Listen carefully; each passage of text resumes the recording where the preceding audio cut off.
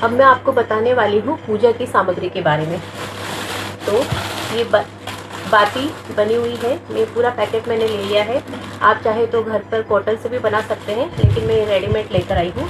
इसके साथ ही घी, जो भी आप घी इस्तेमाल लेंगे वो आपके घर में काम में नहीं होना चाहिए, ना ही आप मंदिर से लेंगे।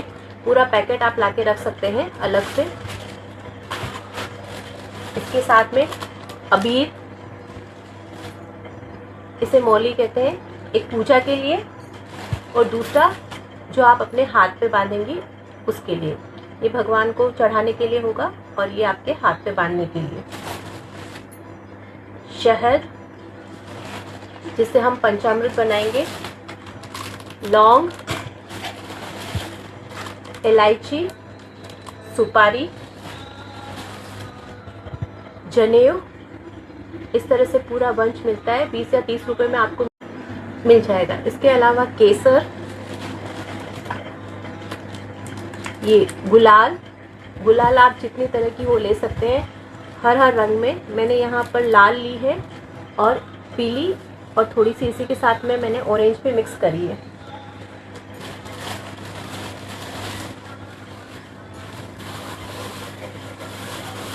सामग्री थोड़ी सी लगती है, पर होती कोशिश आप एक साथ ही खरीद ले तो ज़्यादा अच्छा है।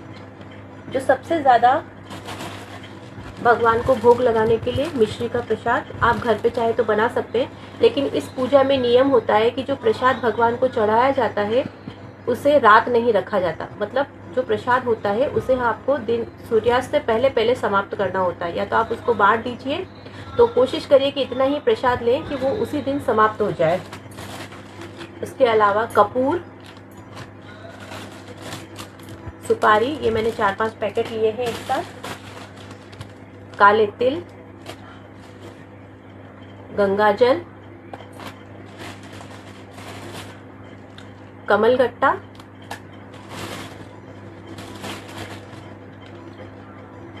काली मिर्च,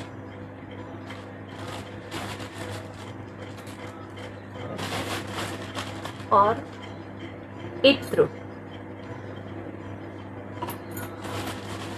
इसके अलावा ये चंदन है, पीला चंदन। इसके साथ ही सफ़ेद चंदन, ये लाल चंदन जो भगवान शिव की पूजा में विशेष उपयोग में लिया जाता है। और इस तरह से आपको एक पुस्तक मिलती है, ये व्रत की कथा की पुस्तक है। इसमें आपको विधि के साथ में जो व्रत की कहानी है वो दी गई है। तो आपको जब पूजा करते हैं तो पूजा करने के बाद नियम होता है कि आपको ये कहानी कहनी होती है। कहानी कहने के बाद संकल्प लेना होता है, और संकल्प लेने के बाद आरती करके जो भी भोग भगवान को चढ़ाया जाता है वो प्रसाद के रूप में ग्रहण किया जाता है। और उसी के बाद आप जल को भी ग्रहण कर सकते हैं। ऐसा नियम है कि जब तक ये पूजा नहीं होती है तब तक जल का ग्रहण नहीं किया जाता।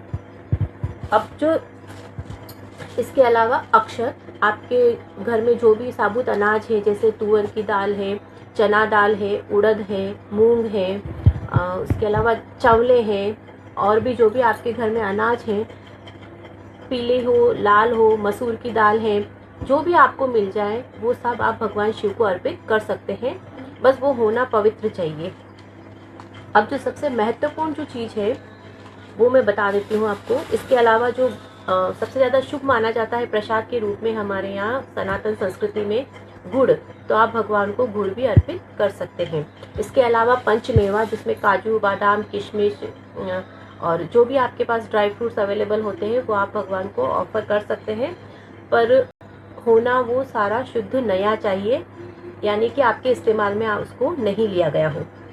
अब जिससे हम महादेव बनाते हैं, सबसे इम्पोर्टेंट जो चीज़ है, इसके अलावा ये धूप बत्ती जो भी है वो आप काम में ले सकते हैं। ये है कच्चे सूत की कुकड़ी कहते हैं इसे। ये बड़ी सुपारी, और इस तरह से तांबे का सिक्का। इस तांबे के सिक्के के ऊपर ये कच्चे सूत जो सुपारी है उसको इस तरह से रखा जाता है, इस तरह से रखा जाता है। और जो कन्या होती है कंवारी कन्या उसके हाथ से, मतलब कि हाथ के इस टिप से लगाकर हाथ के इस टिप तक, इस तरह से, थोड़ा पीछे लेके तो